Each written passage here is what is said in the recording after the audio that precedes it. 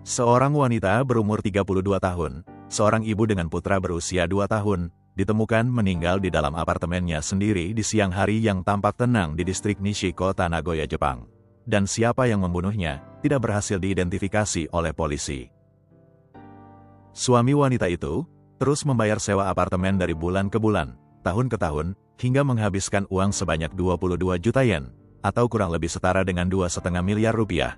Membiarkan apartemen itu tetap kosong tak tersentuh, menjaga TKP tetap awet selama 26 tahun, dengan harapan bahwa suatu hari nanti, teknologi investigasi akan menemukan terobosan baru untuk bisa menangkap pelaku yang membunuh istrinya. Dan suatu hari itu, akhirnya tiba di penghujung tahun 2025 ini.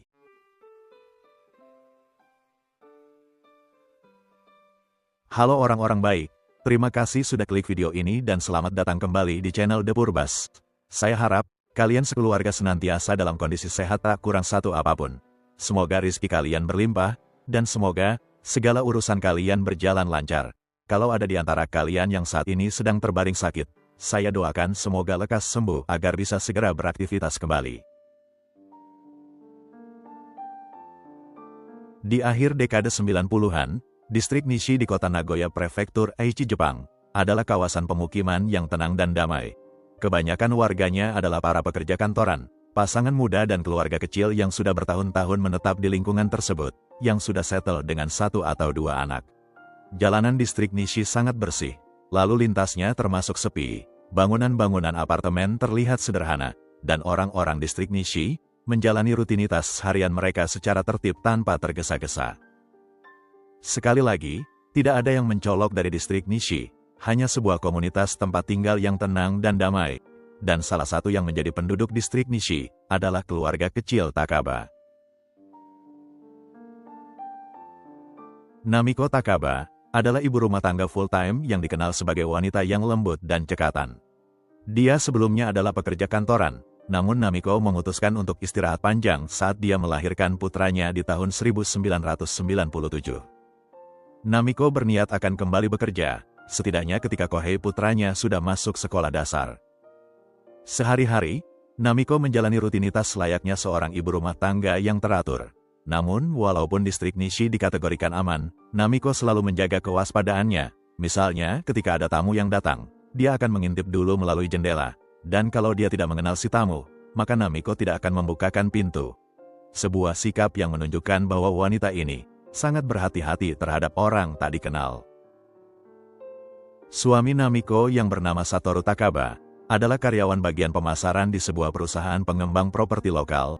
Hari-harinya disibukkan dengan aktivitas di luar rumah, bergerak dari satu calon pembeli ke calon pembeli lainnya, dari kantor klien yang satu ke kantor klien lainnya, meninggalkan Namiko istrinya, dan Kohei putranya yang berusia 2 tahun, berdua saja di apartemen mereka.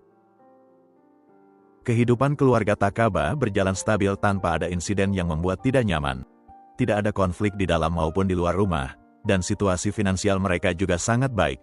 Sebagai info saja, di tahun itu, pasangan Takaba sudah menabung cukup uang dan sedang mencari apartemen yang lebih besar untuk dibeli.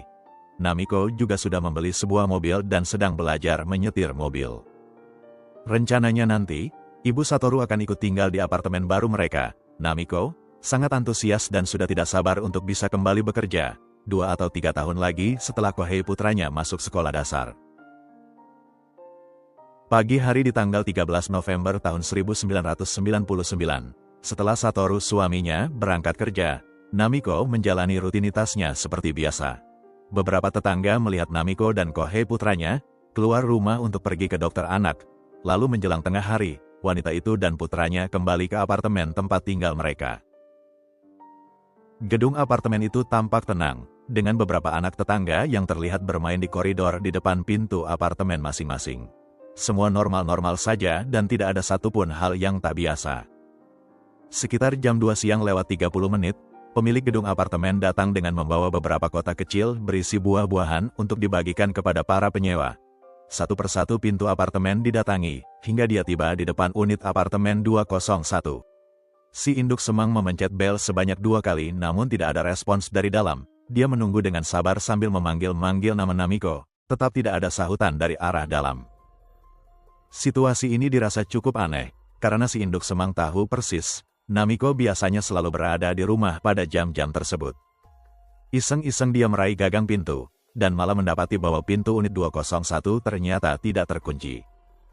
Si induk semang mendorong pintu tersebut, dan dia langsung mematung karena terkejut, manakala dia menemukan tubuh Namiko terkapar di lantai, persis di antara pintu depan dan ruang tamu.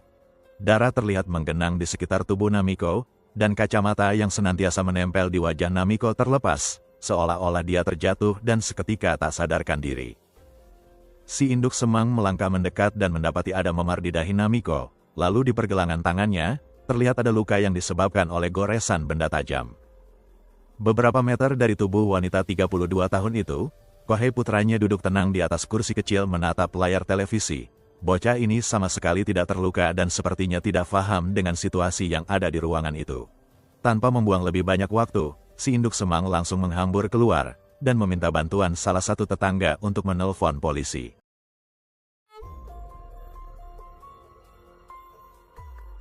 Beberapa menit kemudian, ketenangan lingkungan apartemen itu pecah dengan kedatangan beberapa mobil polisi dan suara sirine ambulans dari kantor polisi prefektur Aichi. Setelah memasuki unit apartemen 201, para petugas ini membenarkan apa yang ditakutkan oleh si induk semang, bahwa Namiko Takaba telah meninggal dunia akibat beberapa luka tusukan di bagian leher. Petugas polisi kemudian menghubungi Satoru Takaba, yang saat itu sedang bekerja. Awalnya polisi tidak secara terang-terangan memberitahu bahwa Namiko istrinya ditemukan telah meninggal. Polisi hanya memberitahu bahwa telah terjadi sesuatu di apartemennya dan dia harus segera pulang. Satoru yang saat itu sedang sibuk-sibuknya di kantor, sempat mengabaikan informasi dari polisi. Barulah beberapa menit kemudian, polisi menghubunginya lagi, dan kali ini langsung memberitahu Satoru bahwa Namiko istrinya ditemukan tewas di dalam apartemen mereka. Setelah menerima berita yang menghancurkan ini, Satoru langsung bergegas pulang dan mendapati lingkungan apartemen tempat tinggalnya ternyata sudah ramai. Para penghuni apartemen berkerumun, dan beberapa mobil polisi serta ambulans terparkir di depan gedung. Begitu dia memasuki apartemennya, Satoru dihampiri oleh salah satu petugas paramedis yang memberitahunya bahwa Namiko istrinya sudah meninggal dan mereka sudah tidak bisa berbuat apa-apa lagi. Bagi para petugas polisi, kondisi TKP terlihat sangat tidak wajar. Terlepas dari fakta bahwa Namiko meninggal dengan cara yang mengenaskan, sisi apartemen terlihat rapi dan tidak menunjukkan tanda-tanda serangan. Semua furnitur tetap berada di tempat masing-masing tak bergeser satu senti pun. Dan barang-barang berharga tidak ada yang hilang. Tidak ada tanda-tanda penerobosan atau pembongkaran paksa terhadap pintu rumah. Dan satu-satunya area yang terganggu, hanyalah di sekitar tubuh Namiko terkapar. Senjata tajam yang digunakan pelaku untuk membunuh Namiko tidak ditemukan. Siapapun orang yang telah melakukan kekejaman ini, pasti sudah membawa senjata itu keluar dari TKP. Detail-detail lain di TKP, menggiring polisi pada satu kesimpulan, bahwa pelaku adalah seseorang yang Namiko kenal. Jadi wanita itu membuka pintu dan mengizinkan si pelaku masuk ke apartemennya dengan sukarela. Para tetangga berkerumun di koridor lantai 2 di dekat TKP dan berbisik-bisik dengan ekspresi wajah yang bingung campur penasaran. Karena di sepanjang hari itu, mereka semua ada di unit apartemen masing-masing, beraktivitas secara normal dan sama sekali tidak menyadari bahwa ada insiden pembunuhan di dalam unit 201. Tidak ada satupun tetangga yang mendengar suara keributan dari unit 201, dan tidak ada satupun dari mereka yang melihat kedatangan atau kepergian orang asing dari bangunan apartemen mereka. Semua keanehan ini menjadi awal dari investigasi yang paling menantang dalam sejarah penyelidikan pembunuhan di kota Nagoya. Kepolisian kota Nagoya Prefektur Aichi memulai penyelidikan mereka dengan menanyai para tetangga dan warga penghuni bangunan apartemen, di mana seperti yang sudah disebutkan tadi, tidak ada satupun dari warga yang melihat seseorang yang mencurigakan. Petugas forensik sama sekali tidak berhasil menemukan jejak pelaku, tidak ada sidik jari ataupun jejak DNA asing, tidak ada barang yang dibuang dan tidak ada jejak darah di luar TKP. Jadi detektif dan petugas forensik tidak bisa memperkirakan ke arah mana pelaku pergi setelah menyerang Namiko. Kembali ke TKP, yaitu unit apartemen 201, tim forensik memeriksa setiap ruangan secara detail. Dan hal yang paling mengejutkan mereka adalah, sisi apartemen tidak mengalami kekacauan. Selain area tempat di mana Namiko ditemukan, seluruh ruangan tampak utuh hampir tak tersentuh. Tidak ada benda-benda yang terbolak-balik, tidak ada tanda-tanda perlawanan di seluruh ruangan, dan tidak ada satupun barang yang diambil oleh pelaku. Pintu depan tidak menunjukkan adanya goresan atau kerusakan, hingga membuat polisi menyingkirkan kemungkinan pembongkaran paksa atau motif perampokan. Si pelaku sepertinya memang datang dan masuk melalui pintu yang dibuka sendiri oleh Namiko. Di dekat pintu masuk, petugas forensik menemukan setetes darah yang awalnya diasumsikan bahwa itu adalah darah Namiko Takaba. Akan tetapi analisis laboratorium menunjukkan bahwa darah itu tidak cocok dengan darah Namiko. Temuan ini membenarkan asumsi bahwa Namiko sempat melakukan perlawanan yang berujung pada luka di lengannya, dan si pelaku sepertinya juga terluka hingga darahnya menetes. Masih di sekitar pintu masuk, ditemukan juga jejak kaki parsial, yaitu cetakan tapak sepatu wanita kira-kira sepanjang 24 cm. Berdasarkan cetakan tersebut, pelaku diperkirakan memiliki tinggi badan sekitar 160 cm. Namun tentunya, hal tersebut tidak cukup untuk mengidentifikasi siapapun, karena itu adalah rata-rata tinggi badan wanita Jepang. Kepolisian Prefektur Aichi kemudian memperluas radius pencarian mereka. Skala investigasi meningkat dengan cepat, dan seiring berjalannya waktu, ada lebih dari 5.000 orang yang diwawancarai polisi, mencakup para tetangga, teman, kenalan, kurir pengiriman barang, staf pemeliharaan gedung, dan siapapun yang memiliki koneksi sekecil apapun ke gedung tersebut, tak luput dari investigasi polisi.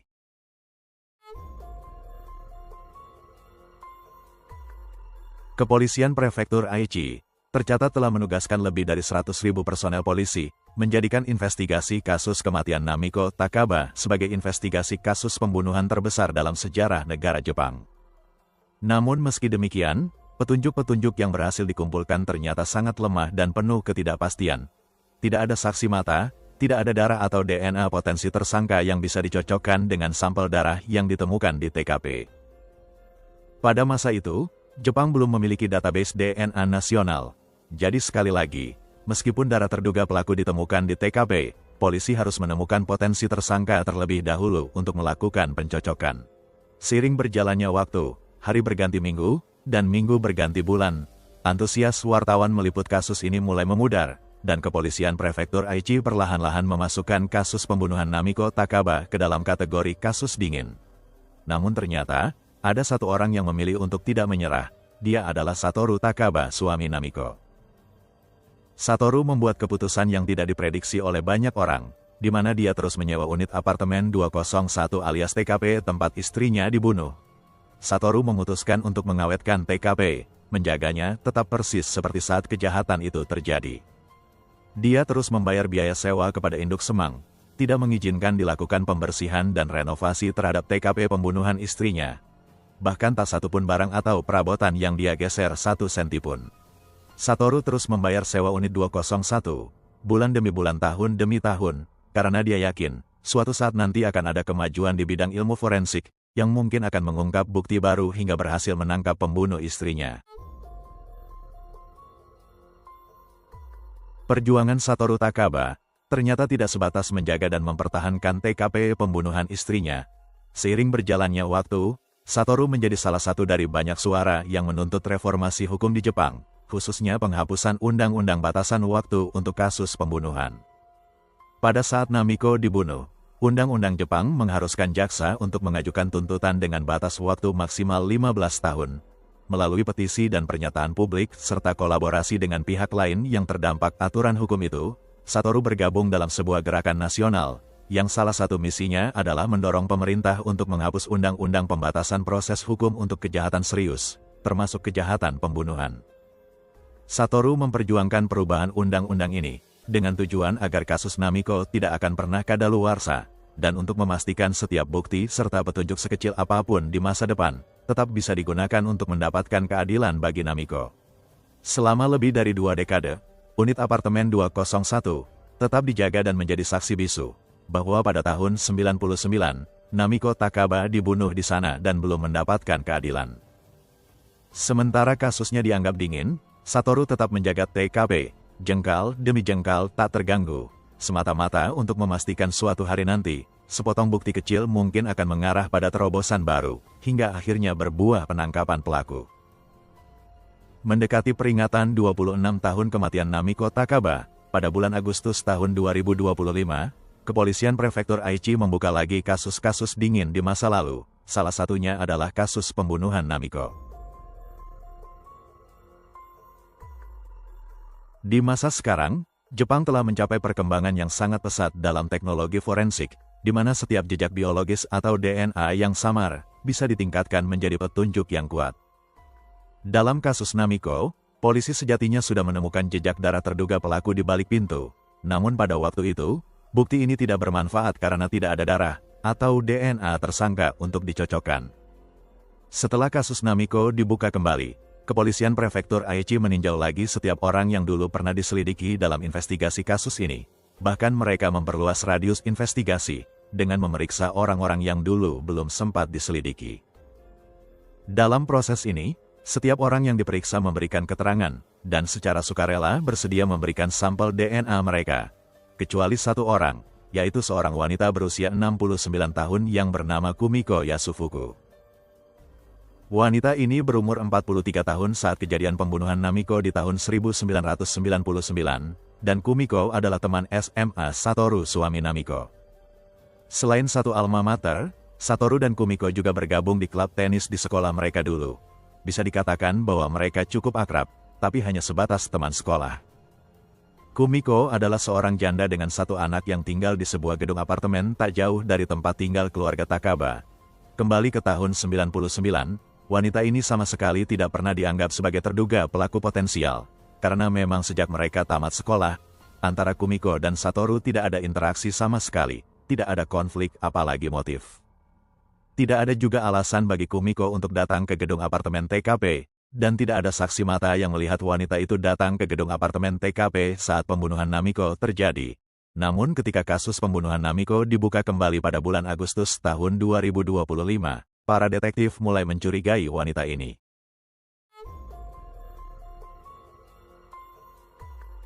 Saat yang lain bersikap kooperatif dan bersedia memberikan sampel DNA mereka, Kumiko Yasufuku berkali-kali menolak untuk memberikan sampel DNA-nya.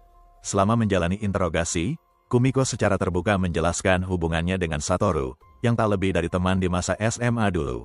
Mereka tidak memiliki koneksi secara sosial di masa dewasa, hanya sesekali bertemu dalam acara reuni sekolah. Namun sekali lagi, setiap kali polisi meminta sampel DNA-nya, Kumiko Yasufuku selalu menolak dengan tegas. Di bawah hukum negara Jepang, polisi tidak bisa memaksa seseorang untuk memberikan DNA, kecuali orang itu secara resmi telah diidentifikasi sebagai tersangka, atau orang itu secara sukarela memberikan persetujuan.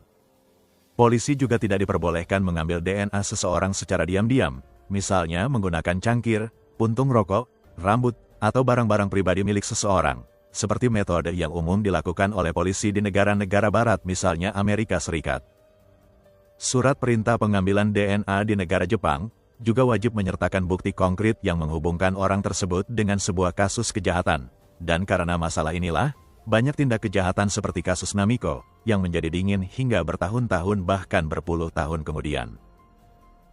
Kondisi inilah yang terjadi pada Kumiko.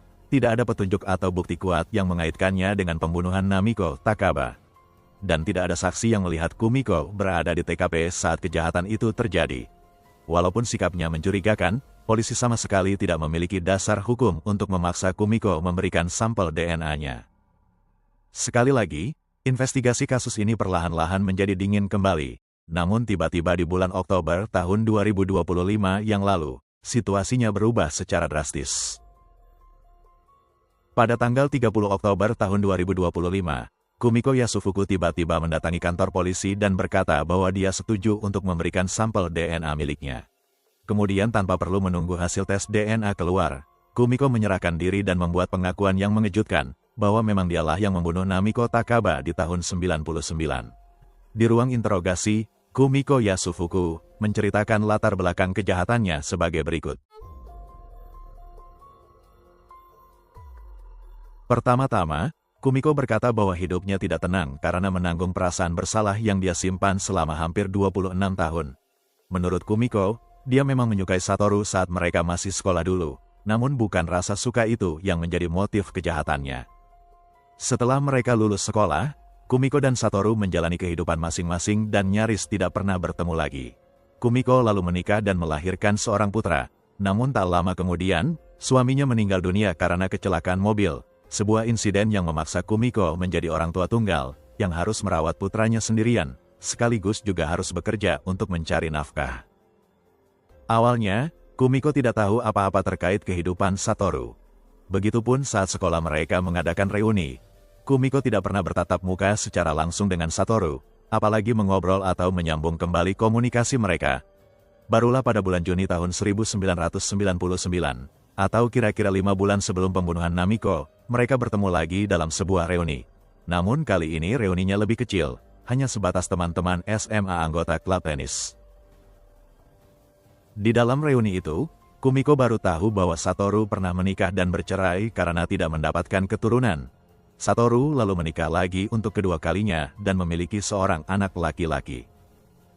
Sampai di sini, semua masih baik-baik saja, hingga kemudian Satoru mulai membanggakan hidupnya yang nyaris sempurna. Di usia 40 tahun, Satoru menikahi gadis cantik yang jauh lebih muda. Dia memiliki anak laki-laki yang sangat dia sayangi, dan Satoru juga bercerita bahwa kondisi finansial keluarganya sangat stabil. Bahkan sebentar lagi dia akan membeli sebuah apartemen berukuran besar. Sebagai seorang janda dan sebagai orang tua tunggal selama belasan tahun, yang harus berjuang keras sendirian demi bisa menghidupi anaknya, entah mengapa, Kumiko merasa sakit hati dengan Satoru yang dia nilai sangat sombong dan tidak sensitif. Selama ini, Kumiko berjuang mati-matian, pontang-panting menjalani perannya sebagai orang tua tunggal yang membesarkan anak sendirian. Dan Satoru benar-benar tidak tahu bagaimana beratnya menjadi orang tua tunggal. Setelah acara reuni itu, rasa sakit hati dan kebencian Kumiko terhadap Satoru semakin meningkat dari hari ke hari, hingga dia sampai pada satu keputusan. Kumiko ingin memberi Satoru pelajaran supaya pria itu tahu bagaimana rasanya menjadi duda dengan anak yang masih kecil. Menurut pengakuan Kumiko, rencana yang terpikirkan olehnya saat itu sangat sederhana, di mana dia akan membunuh istri Satoru. Jadi setelah itu, Satoru akan menjadi orang tua tunggal, dan Kumiko ingin melihat, apakah pria itu masih bisa menjalani hidup yang bahagia, dan apakah Satoru masih bisa bersikap angkuh, serta membanggakan hidup yang dia klaim nyaris sempurna.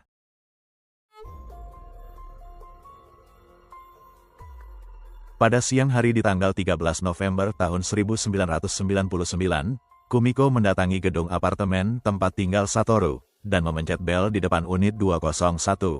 Dalam hitungan detik, wajah Namiko istri Satoru muncul di balik jendela lalu bertanya, siapa dan ada keperluan apa? Kumiko menjelaskan bahwa dia adalah sales penjual produk sayur segar. Kumiko juga menekankan bahwa dia datang atas permintaan Satoru.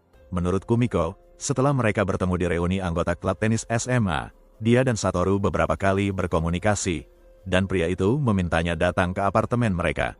Menurut Kumiko, Satoru berkata bahwa mungkin Namiko istrinya tertarik untuk berlangganan sayur. Faktanya, Satoru memang pernah bercerita tentang reuni anggota klub tenis dan pernah menyebutkan nama Kumiko. Jadi mungkin karena itulah, Namiko melonggarkan kewaspadaannya dan membukakan pintu bagi Kumiko. Namun setelah dia masuk ke apartemen 201, Kumiko langsung menyerang istri temannya itu dengan pisau, hingga akhirnya Namiko terkapar, dan perlahan-lahan meninggal karena kehilangan banyak darah. Masih menurut Kumiko, dia tetap berdiri di dekat Namiko selama kurang lebih 10 menit, untuk benar-benar memastikan wanita itu tidak bergerak lagi. Lalu dia keluar dari unit apartemen 201, dan pulang ke rumah. Terkait keanehan di mana tidak ada satupun tetangga atau warga penghuni gedung apartemen yang melihatnya, Kumiko berkata dia juga tidak tahu, karena pada hari itu, dia berjalan masuk dan keluar dari gedung apartemen dan sempat melewati beberapa orang. Terakhir Kumiko menambahkan, bahwa selama 25 tahun lebih, dia dihantui rasa bersalah atas kejahatannya, sampai kemudian pada bulan Agustus tahun 2025, investigasi kasus kematian Namiko dibuka kembali, dan ketakutan itu semakin menghantuinya, hingga Kumiko memutuskan untuk menyerahkan diri secara sukarela. Hasil tes DNA selanjutnya mengonfirmasi bahwa jejak darah di TKP memang cocok dengan DNA Kumiko. Pada tanggal 31 Oktober tahun 2025, wanita 69 tahun ini selanjutnya ditetapkan sebagai tersangka dalam kasus pembunuhan Namiko Takaba. Akan tetapi, pihak kepolisian masih berusaha untuk mengungkap motif Kumiko yang sebenarnya. Apakah memang benar, pembunuhan Namiko berlandaskan motif rasa sakit hati dan kecemburuan sosial? Atau mungkinkah, motif Kumiko adalah kecemburuan personal, yang berhubungan dengan rasa sukanya terhadap suami korban di masa lalu? Saat pihak kepolisian mengumumkan bahwa pelaku pembunuh Namiko Takaba telah ditangkap, publik tertegun seakan tak percaya. Bagaimana mungkin Namiko dibunuh oleh seseorang yang nyaris tidak dia kenal, dan tidak ada interaksi sama sekali di masa lalu? Terlebih lagi, motif pembunuhan itu juga dirasa sangat absurd. Kumiko Yasufuku seakan-akan melampiaskan kesulitan hidupnya kepada orang lain yang sepenuhnya tidak bersalah. Saat video ini saya buat, kasus pembunuhan Namiko Takaba masih dalam proses pra-peradilan, jadi belum ada keputusan final terkait vonis yang diterima oleh Kumiko Yasufuku. Termasuk juga, belum ada pernyataan resmi dari pihak berwenang terkait motif Kumiko yang sebenarnya. Menyusul pengungkapan kasus kematian Namiko Takaba, putranya yang sekarang sudah dewasa, tidak bersedia memberikan pernyataan publik. Namun berdasarkan keterangan dari beberapa orang, Kohei Takaba berkata bahwa dia merasa lega, sekarang dia dan ayahnya bisa memulai kembali hidup mereka dengan damai. Satoru Takaba, yang telah membayar uang sewa apartemen selama 26 tahun, senantiasa menjaga kondisi TKP tetap sama seperti saat istrinya ditemukan sudah meninggal. Pria ini muncul sebentar dan memberikan pernyataan kepada media, berkata bahwa dia merasa tenang karena akhirnya dia mengetahui kebenaran di balik kematian istrinya. Satoru menambahkan, sejak tahun 1999, alih-alih merasa hancur dalam rasa kehilangan, dia memilih untuk bertahan dan berjuang, agar si pembunuh istrinya tidak bisa tersenyum puas melihat hidupnya yang menderita.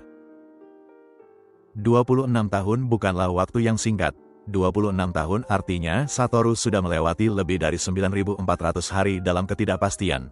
Dan setiap hari dia bertanya-tanya, siapa yang telah membunuh istrinya, dan mengapa. Selama 26 tahun, orang-orang mempertanyakan keputusan Satoru yang menghabiskan uang sebanyak 22 juta yen untuk menjaga TKP tetap utuh. Dan setelah 26 tahun, keputusan Satoru terbukti benar, karena secara tidak langsung, Satoru membuat TKP menjadi penanda bahwa selama hampir 26 tahun, Namiko istrinya belum mendapatkan keadilan.